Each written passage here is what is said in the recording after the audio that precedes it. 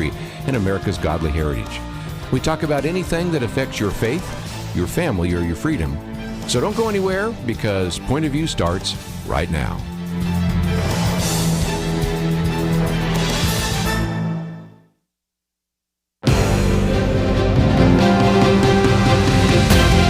Across America, live, this is Point of View.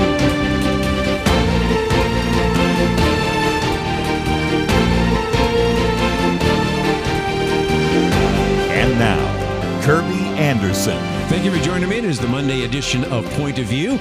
And if you were listening on Friday, you know who my guest is today. It is a person that is very well known to the audience, and that is Penna Dexter. As a matter of fact, when we were announcing that Penna on Friday, I think many of the listeners could hear the audio enthusiasm from around the table. Good. Probably replicated by people out there in the listening audience saying, "Where's Penna? We haven't heard from her in so long." So you have been busy with grandchildren and traveling, but it is so great to have you in studio today. Well, it's good to be back, and I was listening to the Friday show, and it was fun to hear you wrap up the different things that Point of View offers.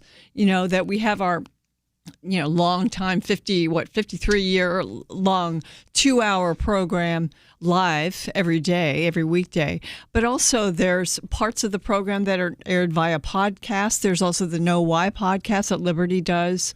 And so, there are lots of ways to consume Point of View depending on your time, how much time you have, and how you like to get your information and your analysis.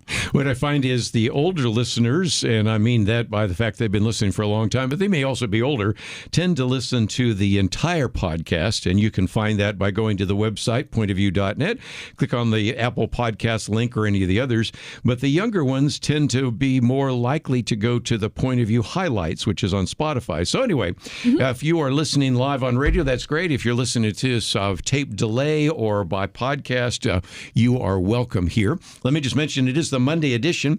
I suspect some of you maybe didn't tune in on Friday. We did do a live show on Friday, but here we are with the fact that we are with the last couple of days of 2025.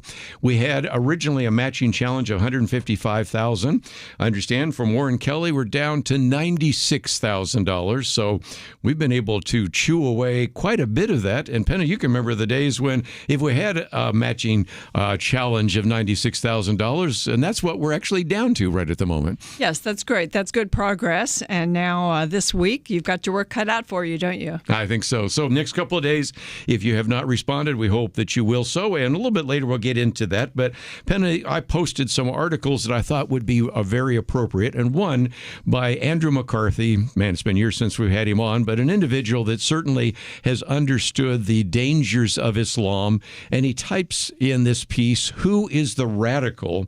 And I thought, first of all, just because we haven't had you on recently, we were spending a fair amount of time talking about the fact that if you're Jewish and you're even celebrating Hanukkah on the beach in Australia, you're not necessarily supporting Israel, you're not doing anything political. Nevertheless, you are threatened. And in this case, many people died because a father and a son decided to go and kill people simply because they were Jewish. Yes, it's been a shock, I think, in the last 3 years, really, since October 7th. I think it's been 3 years, 2 years, that anti-Semitism has just reared its ugly head all over the world. And it is sad. And I think the reaction, which Andrew McCarthy describes here, is really upsetting, to think that officials aren't shocked by it and they're lumping it in with extremism and, really not attributing what happens in these incidences, in these horrible criminal acts, to Islam. That they're just, even, after 9/11, it was kind of amazing that all of a sudden we went soft on Islam. I mean, we learned a lot about it, but there still was not the blame of the ideology itself. And the ideology itself, what these people are taught in their religion, it's not, they're not called radicals by their fellow Muslims. They're really, they're faithful Muslims in a sense. they're not doing anything outside what's written in the Quran. And he tries to make that point. He does a very good job here, actually. So Islam is in itself, it has to be considered a threat to not only the Jews but also the Christians, or really to our way of life. Let me just mention that this is about 8 pages, so it's one where if you would want to maybe do a little more of a deep dive, and I may even post this a week or two from now when we might do a teaching on radical Islam once again, because I think that's appropriate. He has a whole section on Saudi Arabia, which I thought was very well done. He has, of course, the section on what classical Sharia law is, and even quotes from this classical manual of Islamic sacred law, which was very helpful because in some cases it takes material that's in the Quran, and I've read the Quran. I don't recommend it for your daily quiet time, but it is something where if you could just even read one chapter in the Quran, the 9th chapter, Surah 9, would give you enough. But you can read the Quran, you can read the Hadith, but this particular piece, which is kind of a manual of Islamic sacred law, just reminds you of kind of some of the things we've talked about, and that is what jihad means, a war against Islam, by Islam against the unbelievers. It reminds us of what the penalty is for homosexuality, how a man is allowed to marry more than one woman, how women and non-Muslims do not have the same rights in a country with Sharia law. And even though, and I can hold up our booklets more recently on Sharia law and on Islam, this is just, again, a great manual from an individual who prosecuted some of the first people to attack the World Trade Center, and an individual that I certainly have had great respect for, and we've had him on the program in the past. Yes, Andrew McCarthy, he knows whereof he speaks. I think it was the first World Trade Center bombing that he actually was involved in prosecuting and finding the perpetrators. But, you know, when you have these authorities, and this happened in Australia with the Bondi beach killings, that they don't put the blame where it really is. They say we condemn all forms of extremism. But this is something different. And if we don't deal with it correctly, with knowledge, then we don't really deal with it. And I remember after 9/11, Kerby, you did a lot of programming and writing on Islam. I think you even wrote a book on it, perhaps, and others have. I remember Bill Federer did a great book on Islam, so we could learn about what it is. And, what it is it's criminal actions that are actually commanded in the Quran. And so it's dangerous. And if you come to the United States and you allow, even as we have here in North Texas, and it's impossible because of our laws protecting religious liberty to actually prevent all of this, but to have these communities where people live together as Muslims and they try to implement Sharia law, and we can say here in Texas, well, Sharia law is, not the law of America or the law of Texas, but it's impossible to really enforce that. And so it becomes very dangerous. And that is just, I think, even happening in Texas with this epic city that we've had, it's moving to the United States. What we see in Europe with the dangers of not enforcing the law against Muslims who are committing crimes. We have to be vigilant here. We really, truly do. Well, the first article is Who is the Radical? We may come back and talk a little bit more about that. But right now, we're focusing on that issue, and then we'll get into some others right after these important messages.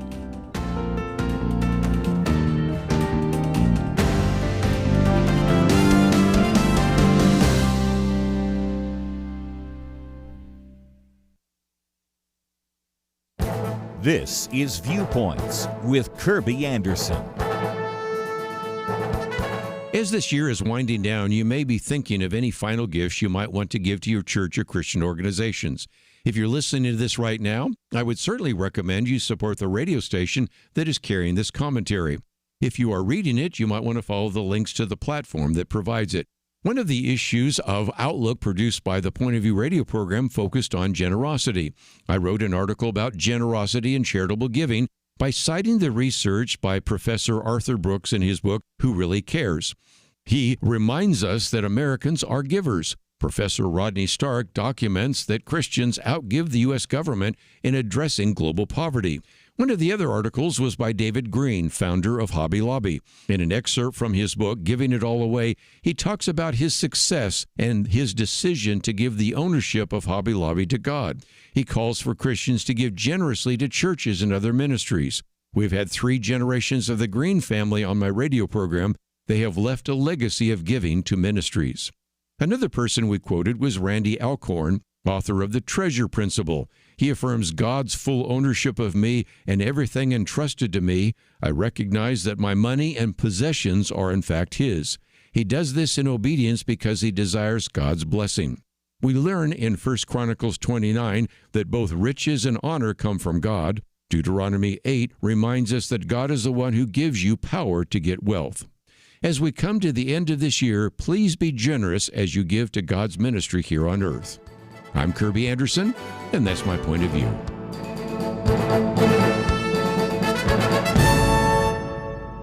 For a free booklet on a biblical view of Israel, go to viewpoints.info/Israel. Viewpoints.info/Israel.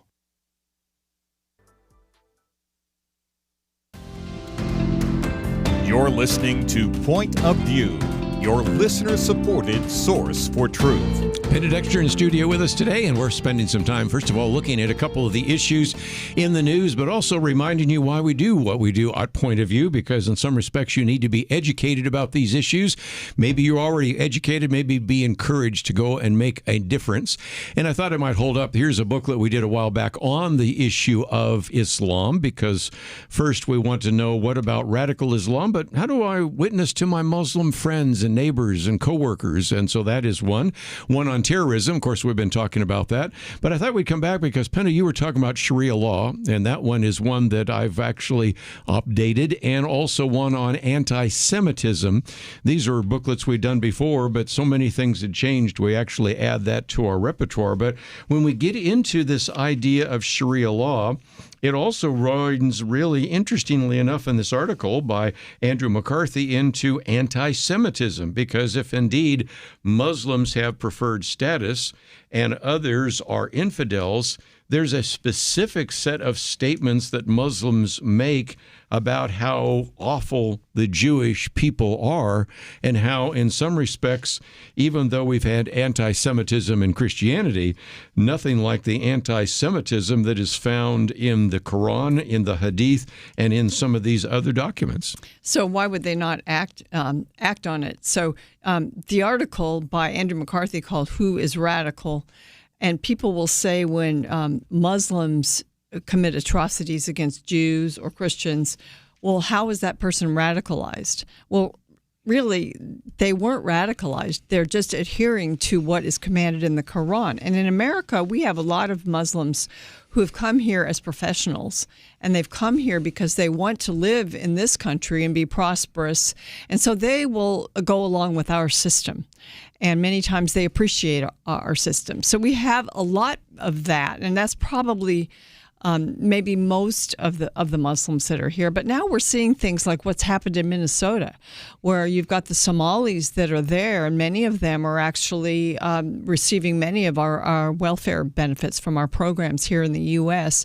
And now we're seeing all this abuse and fraud. And so, you're seeing people that are more needy that are going to countries in Europe and now also the U.S. And this is where the real danger is, I think, because a lot of them are actually they adhere to Islamic doctrine also. And so they don't see anything wrong with committing crimes here in this country to get what they need and what they want. And again, he's wise enough to point out the fact that when we talk about moderates or reformers in the West, we're talking about Muslims who choose not to follow some of the things we just mentioned and argue that this can be evolved or contextualized. And they are individuals oftentimes that have been very helpful in this country. Mm-hmm. Some have served in the military. But their struggle, as he points out, is their statements are countered by many of the people that are influential scholars, he says, in the lands where Islam predominates. And they can go back and quote the Quran and the Hadith and other documents. And so in some respects, they're seen as apostate, even though they're the kind of people we'd like to have as our next door neighbors. Yes. And I think the the U.S. and the European countries, because of sort of this kind of DEI influence that's taken place, we're not as proud of our country. In a sense, we're afraid to say that we're right and that our Constitution is the best form of government. And so, we don't assimilate people. We don't force assimilation. It's not only for Muslims, but for all people that immigrate, especially people that come in from the southern border. So we're in a sense, we don't have the pride that enables us or that causes us to force policies on these people that they would assimilate. And so we don't have that now. And fortunately, we're turning our back on DEI, but it takes a long time to turn around the Titanic if we turned it all the way around. But it will be nice if we can get a system for, as people do come into the country, legally, hopefully, that we can get them to learn about and learn how to love America. One of the things that, again, Andrew McCarthy talks about is integrate but don't assimilate. And I pointed out the other day, and I think you probably heard me mention that, one of the things that Victor Davis Hanson and others pointed out, how could we assimilate when as soon as you start talking about here are the principles that you should believe if you're an American, when those are controversial by the media elite and the educational elite and all the rest. And I thought, since you mentioned what is going on in Minnesota, I wanted to get your comments, so I'll jump ahead to one of the other articles that we were going to cover later, but it fits very well right now because Amy Curtis points out the fact that you have a fraud of about $9 billion with a B, and that is something that is incredible in terms of Medicare and Medicaid. That comes from Christopher Rufo and others. But then even when we were off the air, you and I were talking about the fact that you have this other YouTuber by the name of Nick Shirley, and what he went to do is go around to so-called daycare centers and see if he could enroll his son in the daycare center, and found out that these daycare centers were collecting millions of dollars, and they don't even have any kids.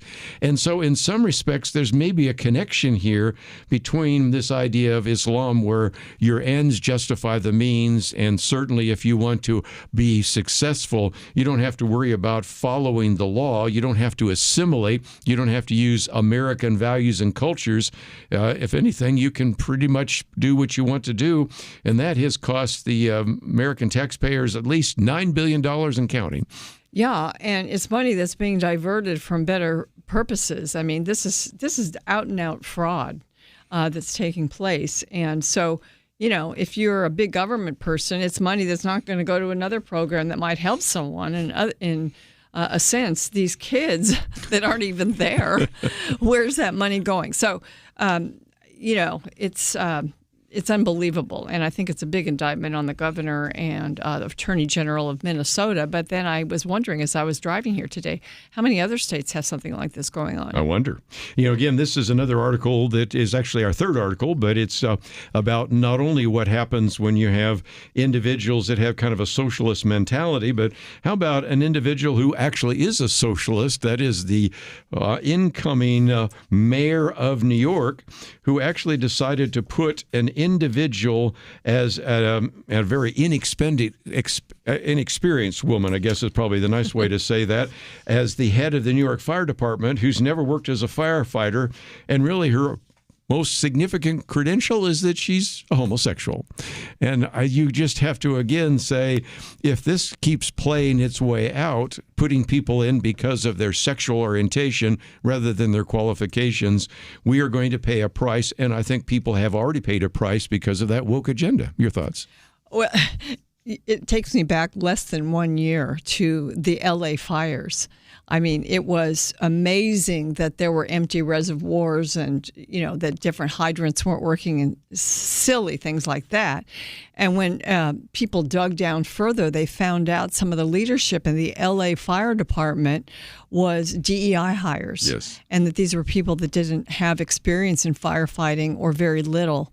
And so, to have a female fire chief, I mean, You'd think you'd want to be a fireman before that, and it's called fireman for a reason. You need to be able to carry people up and down ladders. So some of the common sense, of course, has been thrown out with all of this, and I think that's what happens when you try to bring back common sense, is you show how ridiculous socialism can be. Yes. And, one of the things that's happened in our universities is kids have not been educated about the two socialism and capitalism. And the principles there, I learned in second grade walking around neighborhoods with my dad during the presidential race between Nixon and Kennedy. And my dad explained to me what socialism was, what communism was, versus what capitalism was. So that turned me into a capitalist from, 7 years old. Yes. And some of these lessons, they could be taught probably just about the same way, the way my dad talked to me, to some of these kids at our colleges and universities. I might just mention we're going to get into the issue of capitalism and socialism because very good piece that came out by John Stossel. But just as we take a break, let me just mention that we really encourage those of you that have been listening to Point of View for some time to consider what you might do to give to this ministry before year end. And Penna will hold up the Outlook magazine. If you are a monthly donor, you'll receive that. But here's even the most recent booklet that is coming out as well. And some of the booklets we've already mentioned are the benefits of people supporting this ministry. And you have been around for a long time, and I'd love to get your thoughts about whether or not somebody should support this ministry. Absolutely, yes. I would say people should support Point of View, and I think we've made that case just in the first half hour today when you talk about Islam, when you talk about socialism, and really when you talk about what's happening every day in the news. People need help in understanding these things. They're not taught it in our educational system, and more now they're not in our media. We've got a pretty diverse media, but if you don't go to the right places, you don't get the right information. And so Point of View is an answer to that because it's 2 hours a day, or it's podcasts, things that people can consume and learn how to understand Islam, how to understand socialism, and how to understand really what's happening in the world. A coalition of listeners around the nation who are passionate about restoring America's godly heritage, re-anchoring her in biblical truth. There is no better time to support Point of View than right now. The days of 2025, they are dwindling down, and so are the matching funds available to you. When you give by December 31st, your gift will be doubled, 2 times the impact. But that time is running out, and your support of Point of View is critical to ensure that Americans everywhere have access to biblically based resources on air, online, and in print. Do not wait. Join the movement restoring America's godly heritage. Give by December 31st to have your gift doubled. Give at pointofview.net, or you can call us at 1-800-347-5151. That's pointofview.net and 1-800-347-5151. Point of View will continue after this.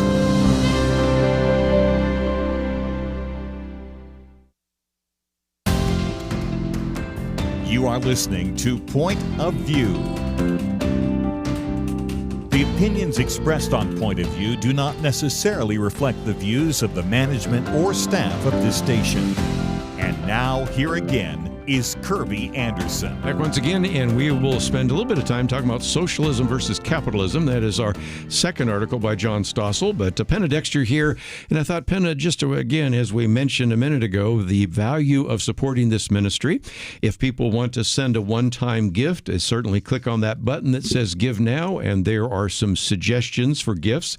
Let me also encourage some of you to think about not just a single gift, although most of the gifts coming in have been that, to click on that button that says Ongoing, because you can also give monthly.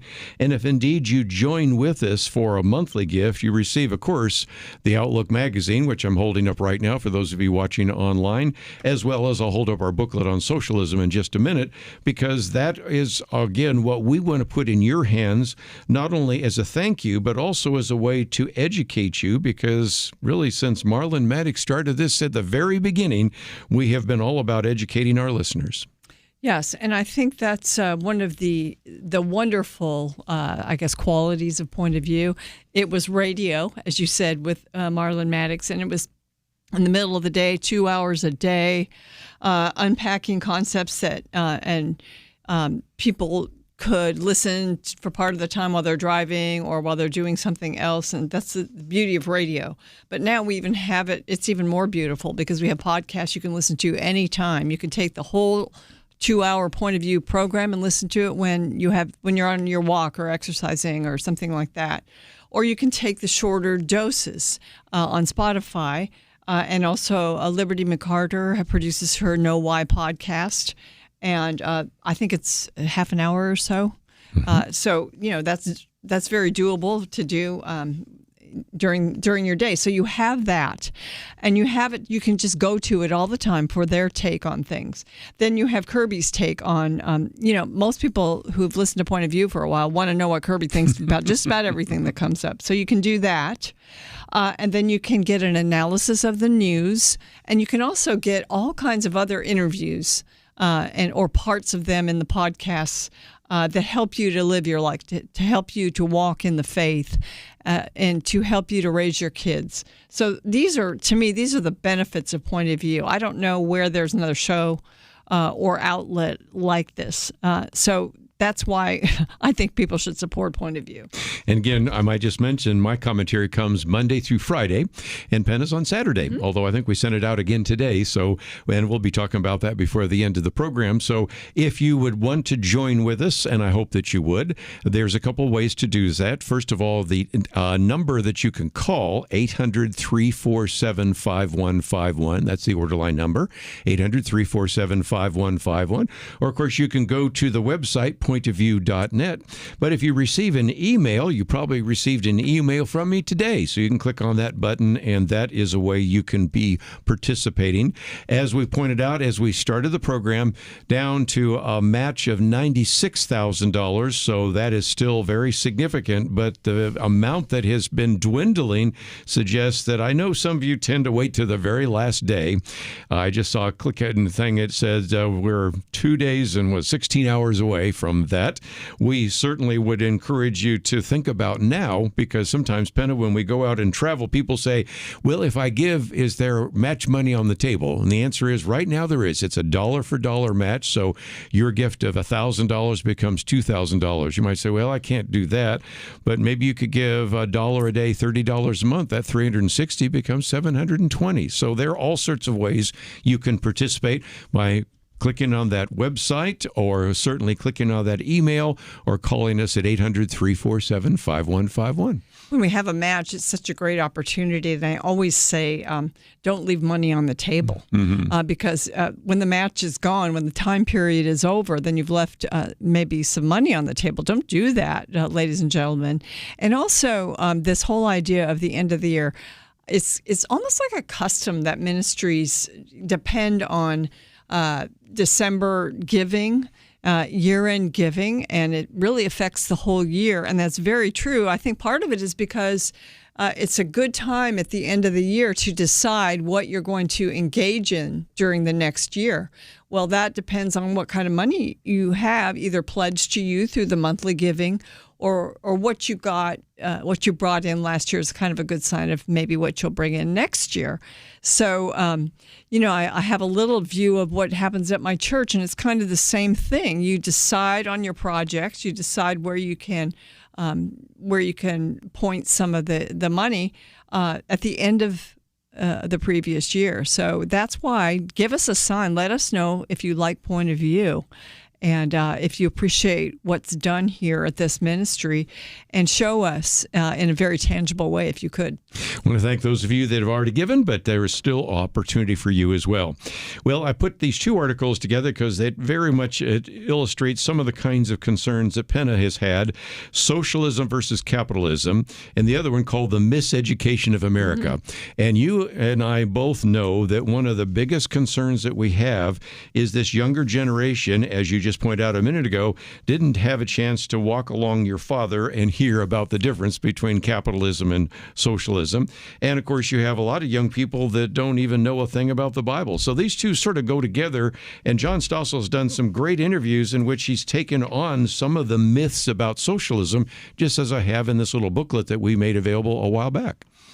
Yes, John Stossel, he is, I don't know how old he is. He's been around for a while.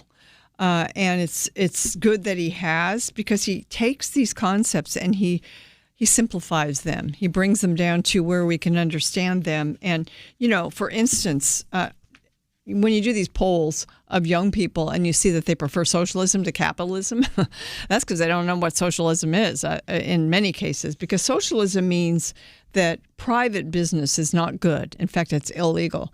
And it means that private property is not really a good concept. It's not something to be pursued. It always fails when it's pursued in its purest form. And look at Venezuela for an example of that. When 40 years ago they were a prosperous nation, and they have so many natural resources, and yet now they can't. Their people are starving. And then their economic policies do not adjust to reality. It doesn't. It's not based on reality. And capitalism, in a sense, was the first system that brought wealth creation. You could actually create wealth. I think the socialists would have you believe that there's a fixed pot of money out there, and if people get rich, that means they're taking from poor people. That's not true. In fact, the richer people get, the more jobs that are created, the more wealth that is created, and so the whole society benefits. So it really means that as people create wealth, the poor and middle classes get richer too. So that's the difference between socialism and capitalism. And I think I remember back when I was in college. Speaking of my father, he wouldn't let me go to certain universities because of their emphasis on socialism and communism. And yet they were still teaching basics of capitalism then, which they haven't been in recent years. But in education, all the way from little kids all the way up through college and graduate school, our education system needs a revamp, because we need to be teaching people to love America and about how capitalism benefits people. Let me just mention that this is a 4-page article that I think he does a very good job of actually doing some interviews, point, counterpoint, by talking to some people that are supporting socialism and against capitalism, and giving a good answer back on that. And of course, you can also follow his videos, which are great resources. And it's just the kind of things that we feel need to be covered here on Point of View. But we'll take a break. When we come back, I also want to talk about this idea of the miseducation of America. Penna, you've done so many programs over the years on education. Marlon, of course, wrote a book about the issue of education. We actually have a booklet on the subject of education that Liberty has written about, and also one on homeschooling, because these are important issues. And so we recognize that as much as we sometimes lament the fact that young people are still convinced that socialism is better than capitalism, all they need to do is begin to recognize how dangerous that would actually be, as you point out. And there are just a lot of myths, one of which, of course, is that there's a fixed pie. And we have, of course, right after Christmas, some pies in the refrigerator. And I recognize that is the case. If I take a larger piece of pie, then it's not available for somebody else. But the problem with this is that capitalism and a free market where people can be creative actually expand the pie. And so as a result, the success of things like the iPhone and Amazon and all sorts of others don't make everybody poor because somebody is richer. Everybody benefits from some of those ideas as well.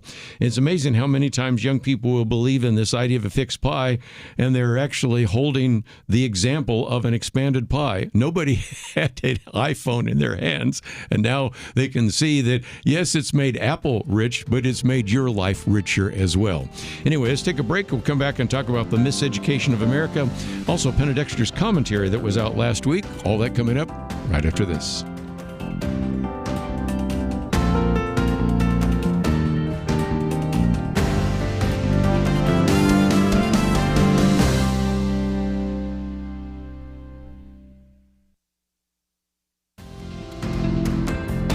listening to Point of View, your listener-supported source for truth. Back just for a few more minutes, and then we'll let Penna Dexter go on to her life, but it has just been delightful to have her here. Warren Kelly just walked in and said we have now whittled this down to $71,000. Thank you, everybody. If this keeps up, we are going to run out of match money before the end of December 31st. Matter of fact, just on the walk, I think my wife was asking, well, what if we ran out of money? I said, well, that's usually a question nobody ever asks. But call up somebody and ask them to give a match. Yes, and I think there will be some others that would want to join in. So anyway, there's still a match on the table, but you've actually made some very significant progress. So thank you very much for that. Penna Dexter, it would be unwise if I did not talk about education or Bennett. You have been certainly a person speaking on that. You homeschooled your kids back when it wasn't quite as popular. And Mark Lewis reminds us that we should at least all agree that education is one of the most important facets of our society. But he also reminds us, in light of the fact that we're going to be celebrating this coming year the 250th anniversary of this country, that whether you quote from Thomas Jefferson, an educated citizenry is a vital requisite for our survival as a free people, or James Madison, the advancement and diffusion of knowledge is the only guardian of true liberty, that are the founding fathers, and certainly others throughout the history of this country, have recognized the importance of education. And that's certainly one thing we've talked about since the very beginning here on Point of View. One of the quotes from Mark Lewis's article that kind of felt like a stab to the heart. America has lost actually some of the teaching in our schools about virtue, honor, integrity, morality, uprightness, and love. And he says, the most crucial these are the most crucial elements of education. Some people would not say that, but he says, we've got the technology to put a man on the moon, but we don't have the moral sense to know the difference between a man and a woman. And you think how people have been duped in this country. We were duped into succumbing to so much of the restriction on our lives through COVID. I thought that showed sort of the sheepishness, the stupidity of the American people, but also the idea that we've had these gender bending procedures that don't really change anybody's gender, but everybody said they did, and we said we had to do it, and we're finally kind of waking up to that. Thank you, Donald Trump, for coming in and kind of outlawing some of that, but through your executive orders, But education is, yes, it's about the civilizations that took place, what caused them to rise and what caused them to fall. Do we have enough of that in our elementary education? I don't think so. I have gone to the programs that the classical schools that my grandchildren go to recently. I've just been so impressed at what they learn about, the Egyptian civilization, about Rome, about Greece. And then, what principles that you learn about the rise and fall of a civilization, and you learn to love America. And so this is the kind of education that we need. I think homeschoolers know that, and that's why they homeschool. And that's why you have some of these Christian and classical schools. And, we could have that back in our public schools, too, if Americans would have begun to insist on it. And I would like to see that because, it's very expensive to go to these private schools. And homeschooling it's hard. It's very difficult. So, but it's wonderful and rewarding. So I would say, right now we don't have public schools that are really educating our populace. So people need to try their best to get it somewhere else. But also I think we need to always work toward changing our education system, making it better. Well, again, that's on the Miseducation of America. It's a very good piece, and I thought I might commend it to you. But since you were talking about the whole gender-bending issue, we did talk about it briefly on Friday, but I thought since you wrote it, Gender Relations Rewired. But what's so interesting is the newest research, as you point out, show that young men want marriage and family more than young women. I never saw that coming. Yes, and you were talking about Heritage Foundation, and one of the things that they have that's really great, I think, is the Daily Signal. It's their daily online newspaper, And one of their lead writers there, she's looking at these studies, and she says she's afraid there's a true values shift where women are no longer see marriage and children as a key to a fulfilling life.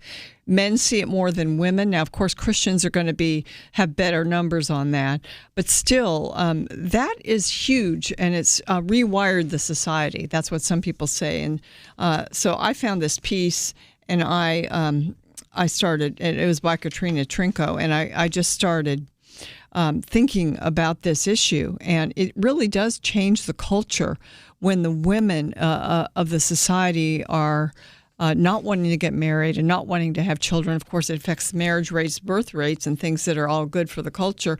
But also, all our institutions. I think what feminism did was it made us more selfish. We're thinking about, our prospects in a career and our education, and all those things are really good. And I wouldn't fault anyone for getting the best education they could or the best career they could. But when you take women out of the marriage picture and out of the child rearing picture, they're focusing, I think, more. They're making their decisions for themselves. They're not looking at the charitable institutions they used to be involved in. They're not looking at their families or, something to be taken care of on the side while they're taking care of their career. And I think that has just changed the culture over time gradually. And so, anybody that can find a way to have a high-powered career and be a mom, I know people that have done that. More power to them. It's hard, though. It's hard. And I think what we've done is we've de-emphasized women's role as the head of the home and as just the teacher of children, and we've more emphasized their successes. And so, there's got to be some balance there. And we've rewired, though, the culture, and it's really affected the culture badly. And what's happened is men now, I think one of the reasons they're looking for marriage and family now is partly because they're not doing as well in the society. Feminism is kind of, and other movements have kind of made men, and especially white men, worse job material. Yes. And just kind of down and out more in the culture and not as confident. And I think we need men to get their moxie back. One of the better ways might be to start emphasizing some of the careers that you can have, that you don't need a college education, but you do need a lot of skills taught to you. Yeah. So there's many ways, and they've been recommended in an article that I have recommended in my piece to create sort of a new family ethic. Yeah. And but also to give men ways of moving back into that leadership position in the family and being the kind of man and husband that a woman would want to marry and have children with. Let me just mention again, gender relations rewired. But if you go to the bottom, it also talks about the article creating a new family ethic. And again, that's one of the many benefits of supporting Point of View. Of course, you don't even have to support Point of View if you don't want to, but I would hope that you would, because all you would have to do, even if you're just a listener, is click down to the Viewpoints commentary. And if you click on the See More Viewpoints, you'll find Penna's from Friday. Of course, mine has to do with one of the very important Christmas carols left over, but the one today is on the issue of generosity, which I'll talk about more in the next hour. But Penna, everybody's missed you, and it has been so good to have you in studio here for an hour. But what would you say to our donors? Because I think there are still people that would love to join with us. I would encourage you to take this opportunity to help Point of View. You just heard some things that you wouldn't even hear on some of the conservative television networks that are so successful, because we do try to think deeper into these values and these really universal truths. So, help us out. Help us out here at the end of the year. 800-347-5151. Of course, you can go to the website, pointofview.net. We have a lot more to cover. We will do that right after these important messages. Give us a call. We'll be back.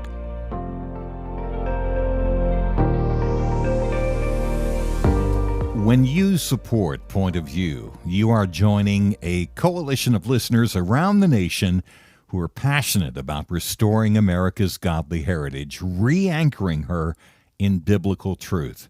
There is no better time to support Point of View than right now. The days of 2025, they are dwindling down, and so are the matching funds available to you. When you give by December 31st, your gift will be doubled, 2 times the impact. But that time is running out, and your support of Point of View is critical to ensure that Americans everywhere have access to biblically based resources on air, online, and in print. Do not wait. Join the movement, Restoring America's Godly Heritage.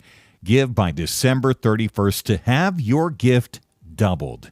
Give at pointofview.net, or you can call us at 1-800-347-5151.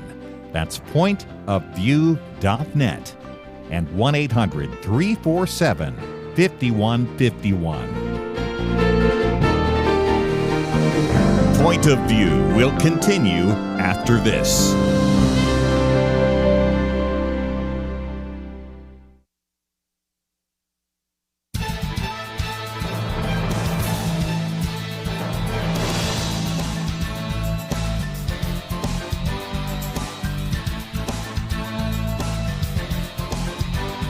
Hi, this is Kerby Anderson. You know, each day we take on the tough issues and provide a biblical perspective to them. The topics we cover are wide-ranging: apologetics, theology, prophecy, creation and evolution, intelligent design, marriage, family, child-rearing, the millennial generation, trends in society, politics, economics, business, religious liberty, the Constitution, public policy, foreign policy, military policy, tensions in the Middle East, abortion, homosexuality, pornography, sexual ethics, media, technology, history, and America's godly heritage. We talk about anything that affects your faith, your family, or your freedom. So don't go anywhere, because Point of View continues right now.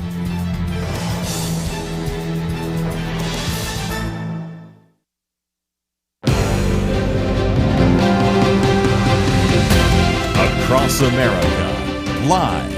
This is Point of View.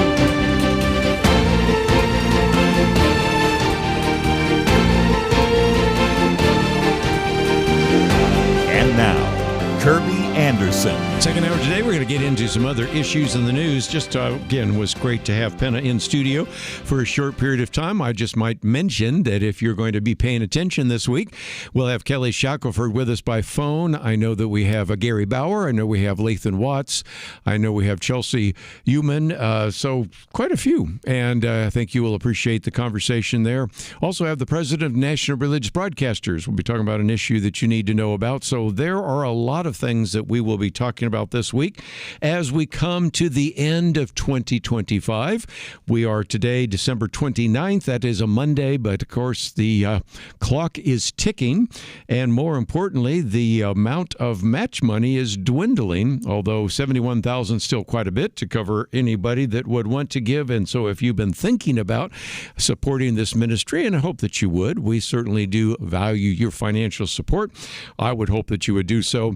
You've heard me say it before, and I'll say it again. Please don't forget your church. Your church deserves your support. And, of course, consider the radio station that is carrying this program right now. And if you'd like to have some encouragement, my commentary today is about generosity. I give you a number of very important verses related to that. Also quote from a number of people that we've had on the program. I start out by talking about some of the interviews we've done with Arthur Brooks over the years. He wrote the book Who Really Cares back when he was actually at Syracuse University. Then later was at the American Enterprise Institute. Now he's at Harvard University, and he's been on the program with us many times. I quote from Rodney Stark. He was with us when he was at Baylor. He's no longer alive. David Green has been in studio with us, as well as his son and granddaughter. To mention just a few, he's the founder of Hobby Lobby and wrote an excellent book I might recommend, Giving It All Away. And, of course, we also quote from our good friend Randy Alcorn, who I see from time to time when I'm in Oregon, which is where he lives, the treasure principle. And we certainly would encourage you to maybe get some encouragement to support this organization, but as I point out, to support other Christian organizations, and most importantly, support the radio station that is carrying this program. If they are a non-commercial station and they raise support, please do so, because we could not do it without them. And we're not trying to bypass them by doing a podcast, but I run into more and more people that say, well, I do listen to the program there, wherever it was in South Carolina or in Alaska, California, Mississippi, whether it's in Virginia or a variety of other places, Georgia, wherever it might have been. But the bottom line is sometimes it's more convenient for me to actually listen to the podcast when I'm running, my jogging, I'm exercising, maybe I'm driving in my car. So we're providing ways in which we can educate you about those issues. So let me, if I can, get into one of the other issues, and you'll notice there's sort of a theme that runs through this second hour. And that is how some things which were kind of big issues in point of view and in the culture have begun to fade. And one of those is climate change. Now, we get into this by actually quoting from a character out of Saturday Night Live, but especially since I know that Steve Miller and Jana Wadler are going to be listening, I also later will be quoting from Monty Python. But right now we'll quote from Saturday Night Live, and he says, we have reached the Emily Letelier moment of climate change. You might say, well, who was that? Well, Emily Letelier was an individual who was a character on Saturday Night Live who would oftentimes mishear or misinterpret something, and eventually, after propounding a completely bizarre and absurd theory, said, never mind. And that is, of course, an individual that those of us that used to watch Saturday Night Live remember only so well. And, of course, the famous one was this whole long monologue about there's too many violins in the media, and the word was violence in the media. Anyway, I'm sorry, but Michael Barone, who actually is not exactly that culturally literate, but at least he used that as an example to said that we have reached that moment in climate change, which I thought was kind of interesting, because he said playing this role of Emily Letelier, Bill Gates was, because he was, as we've pointed out on this program before, saying that climate change may have serious consequences, but at the same time went on to say it will not lead to humanity's demise. People will be able to live and thrive in most places on Earth for the foreseeable future. Now, if you talk about being a skunk at the party, this is an individual who has, in many cases, been the promoter of doing what we can to mitigate the effects of climate change, who then, nevertheless, just before you had this major climate summit, posted that. But he's not the only one, because, again, our good friend here, Michael Barone, it's been a while since we've had him on, quotes from another individual, that's Ted Norhaus, who's with the Breakthrough Institute. And here is an individual that said, quote, I used to argue that if the world kept burning fossil fuels at current rates, catastrophe was virtually assured. But then he wrote in Free Press, I no longer believe this hyperbole. He pointed out that some of the demographic and physical factors on which he based his predictions 2 decades ago have not come to pass, and so that is the case. And so Michael Barone says that in some respects, when you run into some of these people, it almost has kind of a religious flair to it. He said, in all this, I see elements of religious conviction. Advocates of drastic action to address global warming and climate change tend to be secular in religion, but religious in their devotion to their cause. And so he's pointing out that some things are really beginning to change. And he says that this is operating within a larger cultural trend, an increasing skepticism of science and scientists. And again, we see some of that is unfolded, certainly since, of course, the pandemic. But a good example of that is a piece that came from the editorial board of the Wall Street Journal, in which they pointed out that about a year ago, you had this very significant article that appeared in Nature magazine arguing that climate change could cause as much as $38 trillion in economic damage by the years 2049. Well, at the time, we did report on it. At the time, I didn't have as much as we have now because as the study was posted in Nature, which is the preeminent science journal, certainly of the UK, it was based upon the fact that we were going to have to drastically reduce the amount of carbon dioxide. But as it was published, there were other scientists that are saying, this doesn't even make any sense.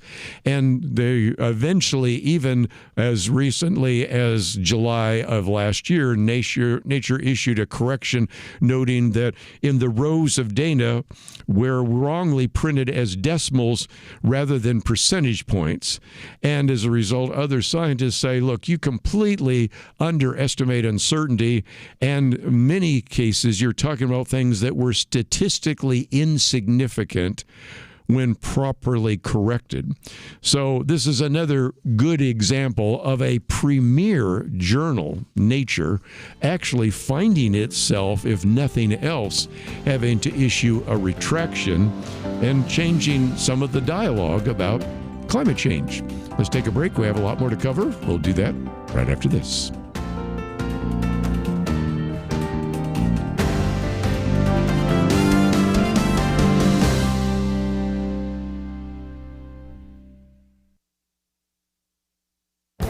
This is Viewpoints with Kerby Anderson. As this year is winding down, you may be thinking of any final gifts you might want to give to your church or Christian organizations. If you're listening to this right now, I would certainly recommend you support the radio station that is carrying this commentary. If you are reading it, you might want to follow the links to the platform that provides it. One of the issues of Outlook produced by the Point of View radio program focused on generosity. I wrote an article about generosity and charitable giving by citing the research by Professor Arthur Brooks in his book, Who Really Cares? He reminds us that Americans are givers. Professor Rodney Stark documents that Christians outgive the U.S. government in addressing global poverty. One of the other articles was by David Green, founder of Hobby Lobby. In an excerpt from his book, Giving It All Away, he talks about his success and his decision to give the ownership of Hobby Lobby to God. He calls for Christians to give generously to churches and other ministries. We've had 3 generations of the Green family on my radio program. They have left a legacy of giving to ministries. Another person we quoted was Randy Alcorn, author of The Treasure Principle. He affirms God's full ownership of me and everything entrusted to me. I recognize that my money and possessions are in fact His. He does this in obedience because he desires God's blessing. We learn in 1 Chronicles 29 that both riches and honor come from God. Deuteronomy 8 reminds us that God is the one who gives you power to get wealth.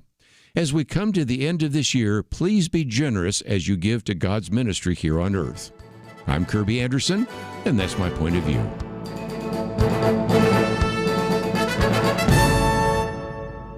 For a free booklet on a biblical view of Israel, go to viewpoints.info/Israel. Viewpoints.info/Israel.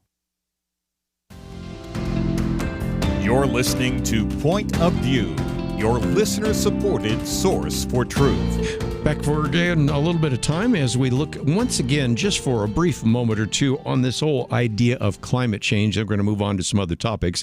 But I thought since we quoted just a minute ago from a character that was in Saturday Night Live, how about a character in Monty Python? And Matt Ridley, who again is not necessarily known for necessarily looking at cultural issues, nevertheless said, to paraphrase Monty Python, the climate parrot may still be nailed to its perch at the recent summit of climatologists or at Harvard or at CNN, but elsewhere it's dead.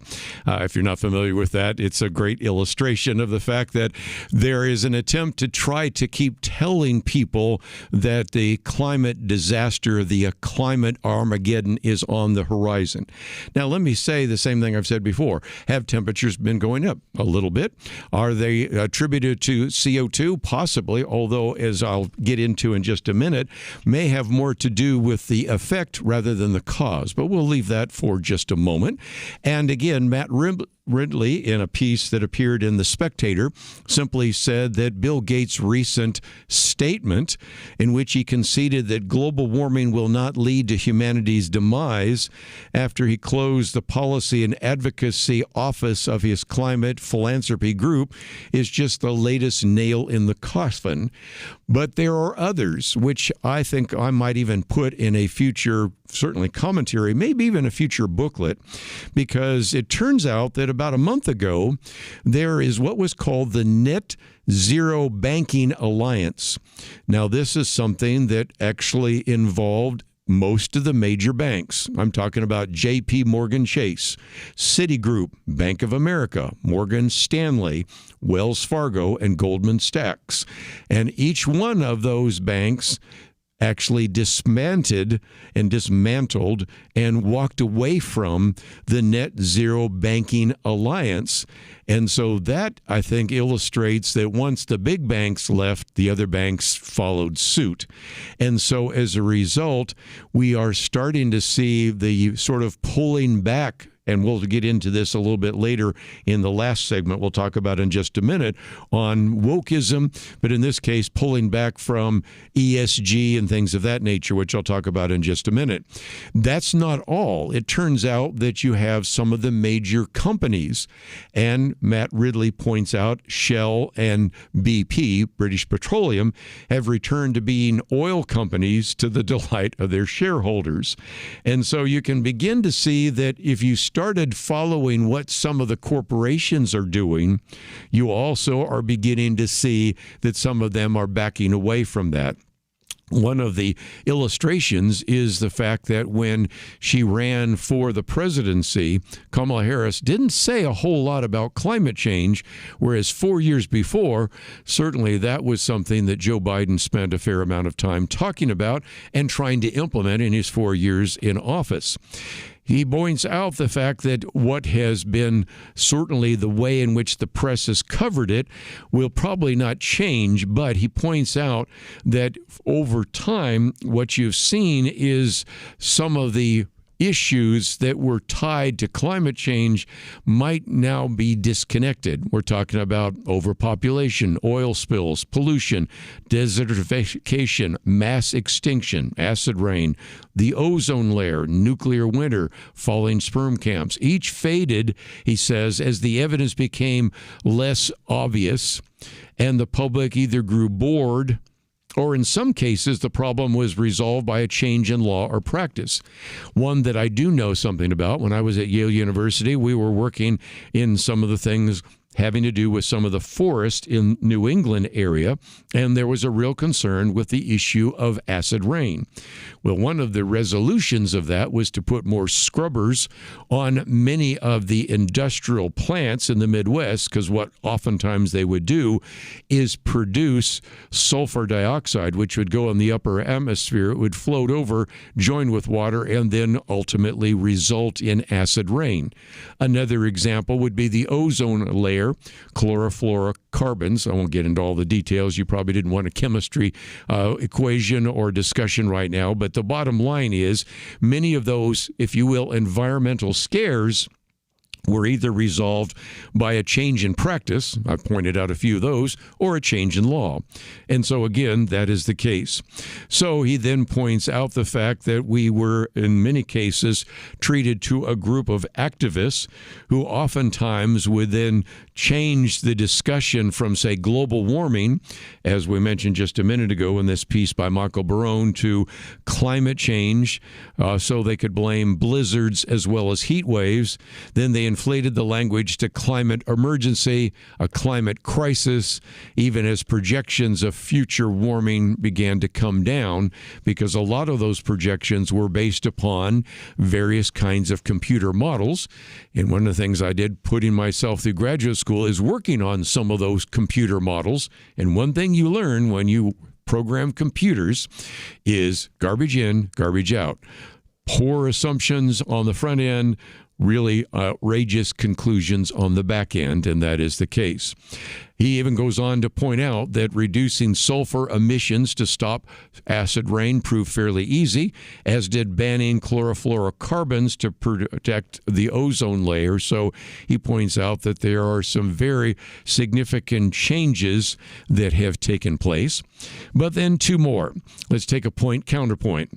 He reminds us that if you go back to the 2006 film, An Inconvenient Truth, in which at that time Vice President Al Gore, who was previously the vice president, had received jointly a Nobel Prize as well as all sorts of accolades from Hollywood, predicted a sea level rise of up to 20 feet in the near future.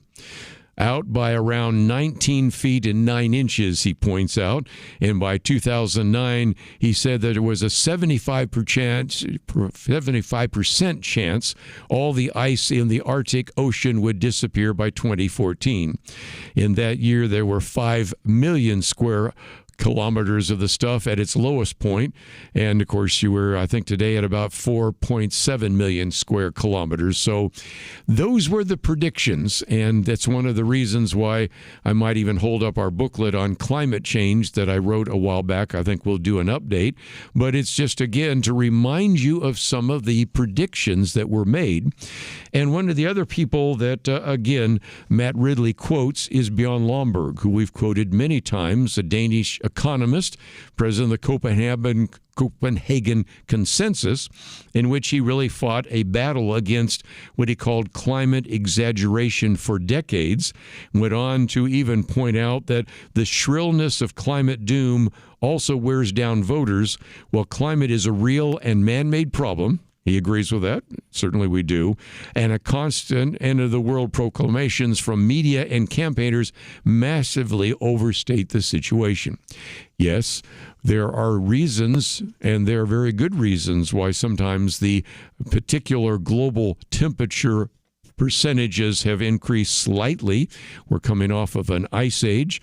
Also, as the temperature goes up, 3/4 of the world is water, and as a result, as the temperature goes up, in many cases, the carbon dioxide that is actually dissolved in the water, some of it boils out, and so some people have come to realize, including one of my major professors, that maybe the increase in carbon dioxide wasn't so much the cause as it was the effect. Now, it has some cause, obviously, the so-called greenhouse effect, but it isn't quite as simple as we were led to believe.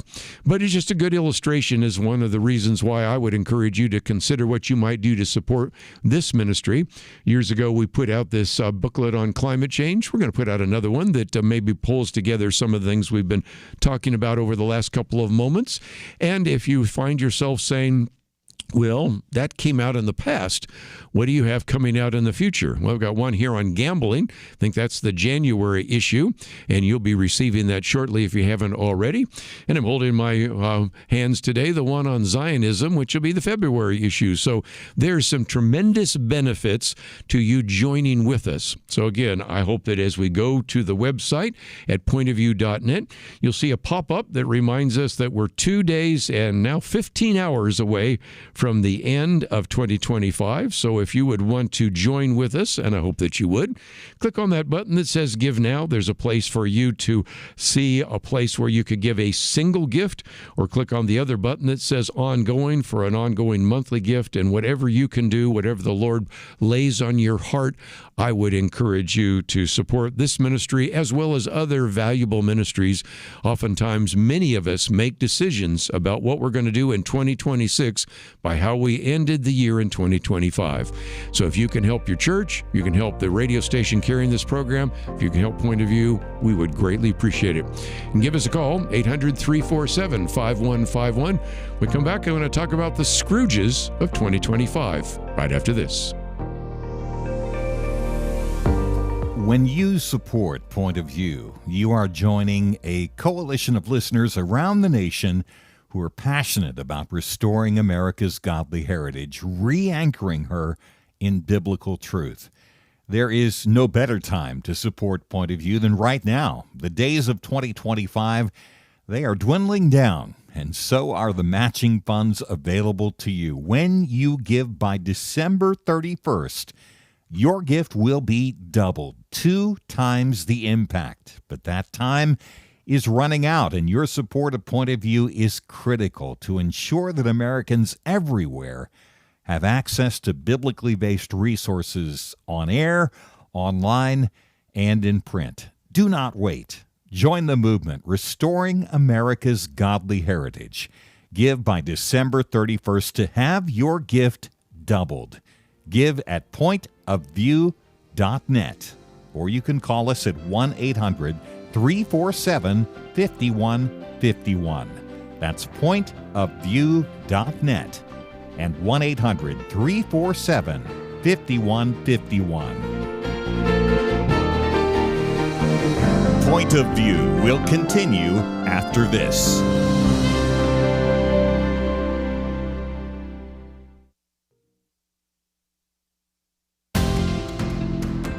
You are listening to Point of View. The opinions expressed on Point of View do not necessarily reflect the views of the management or staff of this station. And now, here again is Kerby Anderson. Back once again as we are winding down 2025. Of course, we will from time to time talk about some of the opportunities to look back over the last year. But one way to do that comes from our good friends there at City Journal or the Manhattan Institute. And this one's called The Scrooges of 2025. Now, I thought before I get into the 4 Scrooges, by the way, they're George Soros and Michael Bloomberg, Bill Gates, and Tom Steyer, and I'll get into that in just a minute. He begins, that is John Tierney, by talking about Charles Dickens' The Christmas Carol. And if you're not familiar with that, and I would imagine most are, simply since we've had Christmas, you, of course, know Mr. Scrooge, and you know all the things that had some kind of issue there as well, some of the concerns about the wealthy and the poor, and so he's confronted by his friend Marley, and, of course, the whole question about whether or not to let Bob Cratchit off on the day of Christmas. The focus by Charles Dickens was to talk about wealthy businessmen who were indifferent to the plight of the poor. And as a matter of fact, there's a place in The Christmas Carol in which he says this little book, I hope that this little book would not put my readers out of humor with themselves. And so, of course, the main character is Ebenezer Scrooge. You know the story. And one of the things I just learned recently by watching a Glenn Beck video is that also led to The Grinch Who Stole Christmas. That comes from Dr. Seuss. Now, Dr. Seuss' real name is Theodore Seuss Geisel, and Dr. Theodore Seuss Geisel, or just Dr. Seuss, one day after Christmas looked at himself in the mirror and said, "You know what? I'm Scrooge. You know, I've missed the whole understanding of Christmas."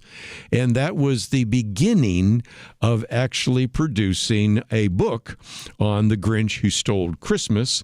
And then there's a whole lot of very interesting story about how that eventually became the very successful cartoon in animation, which at the time, I think, wasn't that through CBS, if I remember right.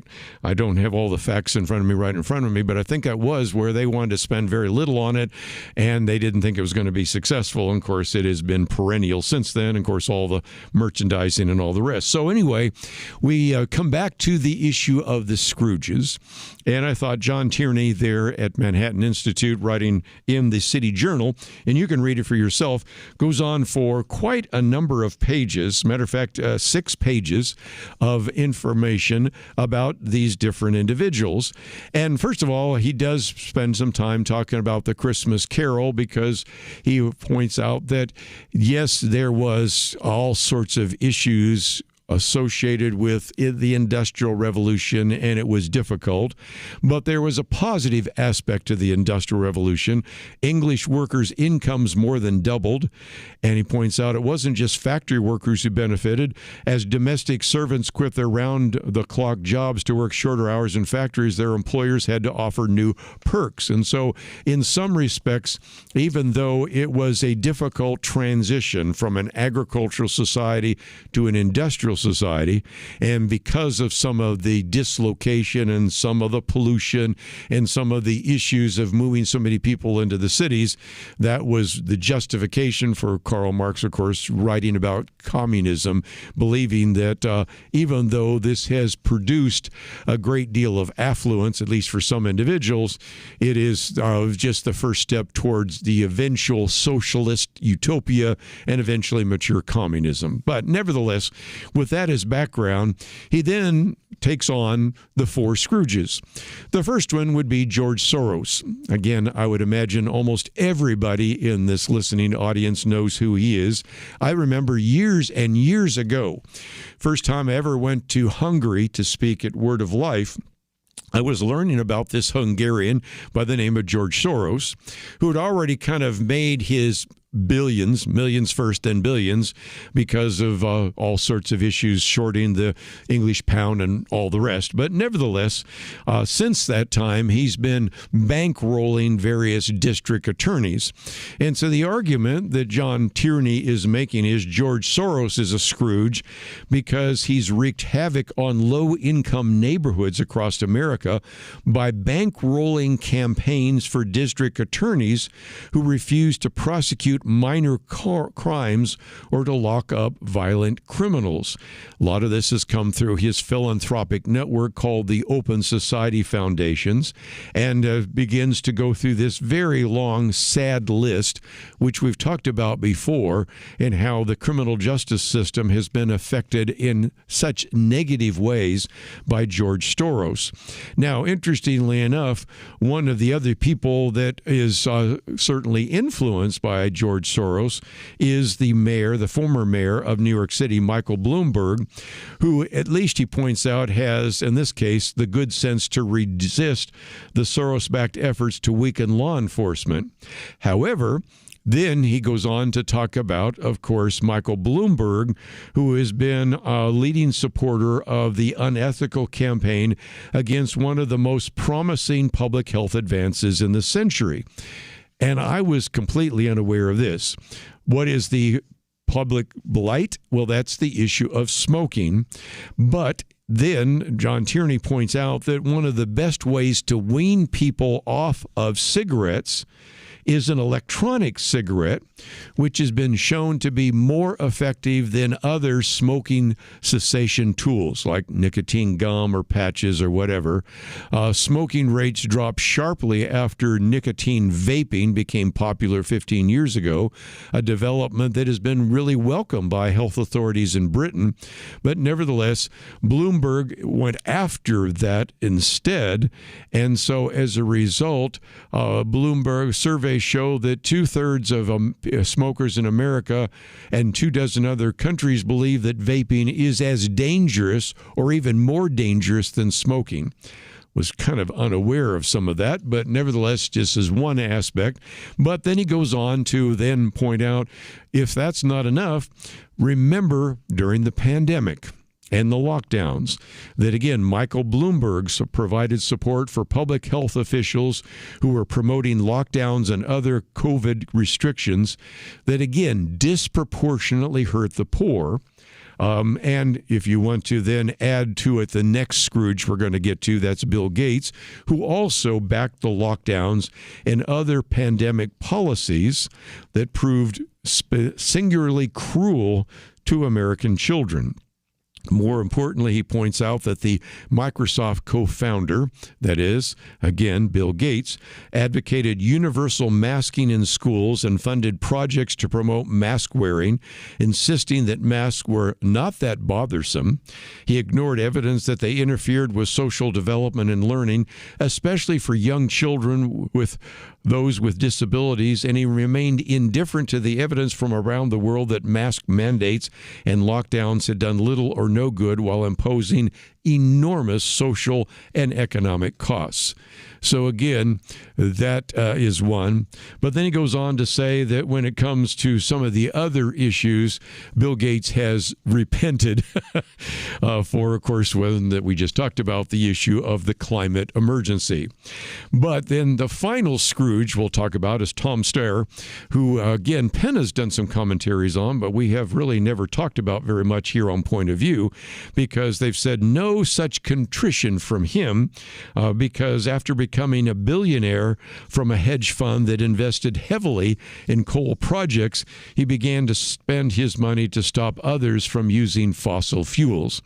And so in some respects, you have seen, again, the same issue that has developed there as well. And so he argues that if you want to begin to see the impact that that has had, the state's policies that have adopted some of that have caused oil refineries to flee the state, forced utilities to buy expensive green type of energy, saddling our listeners in California with the second highest gasoline prices in America, and electricity prices and rates nearly double the national average and higher than every other state except Hawaii, which we, of course, talked about the other day. And so, again, one of the things that John Tierney was talking about is, in the spirit of Christmas, we should be acknowledging that today's Scrooges no doubt meant well. Unlike the original Scrooge, they wanted to help the poor, but like him, they've done far more good for humanity through their capitalist investments than through their philanthropy. Before they impose any more pet schemes on the world, they might consider Scrooge's initial explanation for refusing to donate to a charitable cause. "It's not my business," he said. "It's enough for a man to understand his own business and not to interfere with other people's." Sometimes, as we've pointed out on this program, and C.S. Lewis mentions that in one of his books, people that sometimes do the greatest damage are the people that are thinking you're actually doing good for you when actually their policies do a great deal of harm. For Scrooges of 2025, you can read about it on the website pointofview.net. We'll be right back.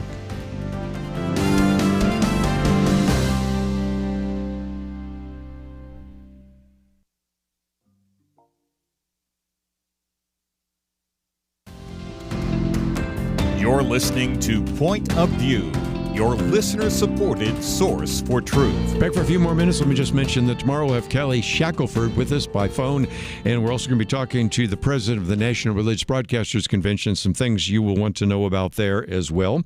Last time I checked, I found that now the match challenge is down to $69,000 and dropping. So, again, there's still a place for you to join with us if you would like to do so.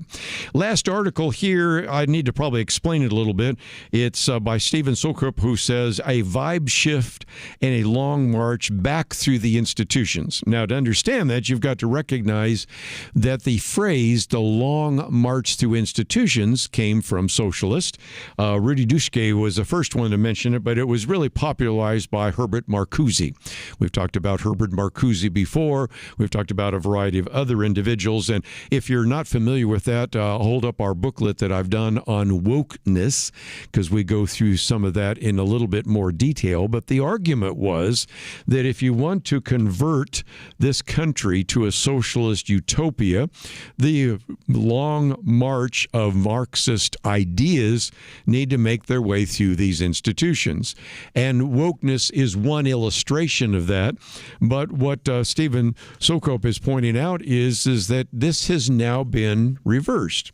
And he says the other day, Robert George, who's been on the program with us before, professor at Princeton, Professor Princeton, one of the world's foremost intellectuals and a conservative, that reposted an old thread on Twitter in which he was talking about this geophysicist who was disinvited for making a presentation at MIT because he had previously questioned the merits of DEI, which is diversity, equity, and inclusion.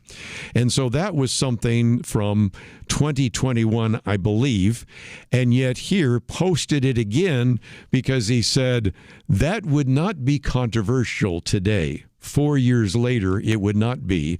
As a matter of fact, Dr. Robert George pointed out in his update when we were hitting peak woke, but there really has been a vibe shift since those dark days.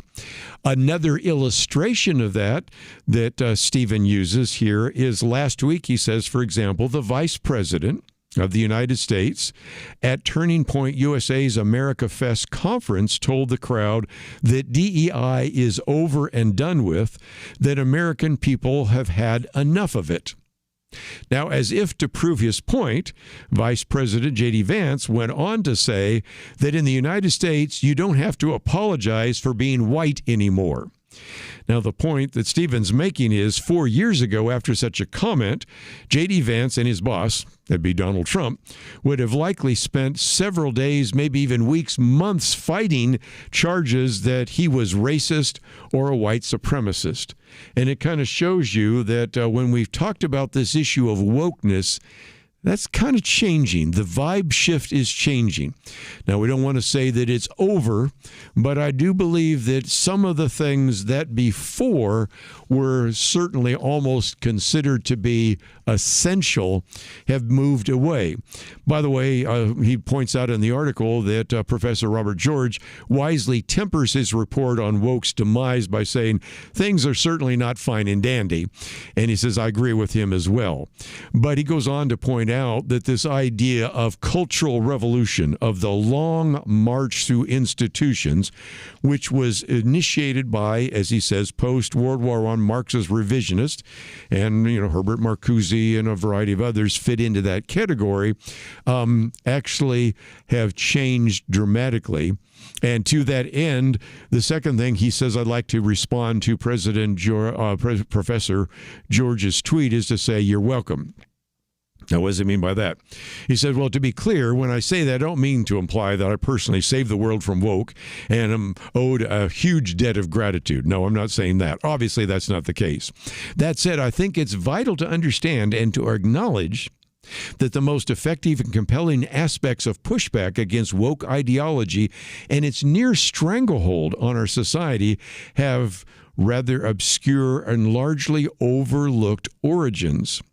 Turns out that one of the people that first kind of brought this to our attention, Justin Danoff, who was now the senior policy advisor for the Department of Labor's Employee Benefits Security Administration, was an individual that began to address this issue of ESG. That's environmental, social, and governance. Both in our wokeness booklet do we talk about DEI and ESG because those are important, and in some respects they were key because a lot of that comes from the World Economic Forum, where you had Klaus actually talking about the idea that we should have stakeholders rather than shareholders.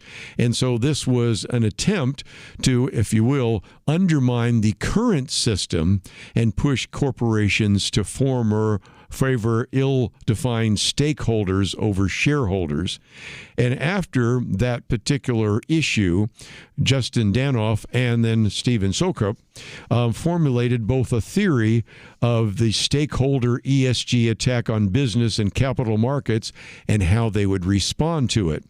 And so I believe if you have been following them, they spent some time, for example, producing like a PowerPoint presentation and the rest. And eventually that surfaced in a book called The Dictatorship of Woke Capital, which in a sense, he says, became the tip of the spear in the pushback against the politicization of business and markets, as well as later was picked by the Wall Street Journal as one of the top 5 books of the year. Now, if that one's not familiar to you, I meant to grab that book around this corner here from my shelf. There was another book by a man by the name of Vivek Ramaswamy. Now, back when I first talked about Vivek Ramaswamy and his book Woke Inc., a lot of people go, well, I don't know who he is. I think almost everybody knows who he is now because he, of course, was involved with the Trump campaign, now is running for governor in the state of Ohio. But that book came out in August 2021 and again was focused on on this whole ESG issue, as well as the DEI kind of investment strategy that was promoted. So the point he's making is this. There was a goal, and still is a goal, by a lot of these cultural Marxists to actually continue their long march through institutions. I think it'd be fair to say that if you want to understand wokeness, you can still find that very much on college campuses. Many of those ideas are still there and are still having an impact. But the pushback has been significant, and you've noticed that wokeness is not something that is being promoted quite as much by some of these major corporations. So there is, I think, reason for some kind of optimism, which, as we come to the end of the program today, is a good reason for you to consider what you might do to support Point of View, because after all, we are dependent upon your gifts to bring these kinds of programs to you every single day. Today, we are, of course, having a chance to hear from Penna Dexter. Tomorrow, we'll hear from the head of the National Religious Broadcasters, Kelly Shackelford, the president of First Liberty Institute. And if you certainly believe in what we're doing, we certainly ask you to consider what you might do to support this ministry. You can go to the website, which again has Restoring America's Godly Heritage. We had a matching challenge of $155,000. It's down to $69,000. It'll be even lower by tomorrow when we begin on Tuesday. So if you want to join with us, click on that button that says Give Now. There's a place for you to give a single gift, a place for you to give an ongoing gift. This is a place where you can multiply the impact, and this is where we, again, encourage you to support this ministry so that we can put these kinds of booklets in your hand if you join with us monthly. But even a one-time gift, we would love to make available to you some of the resources we provide every single day. All of it available at the website, pointofview.net. Of course, you can give us a call. That number is 800-347-5151. We'll see you back here tomorrow, right here on Point of View. When you support Point of View, you are joining a coalition of listeners around the nation who are passionate about restoring America's godly heritage, re-anchoring her in biblical truth.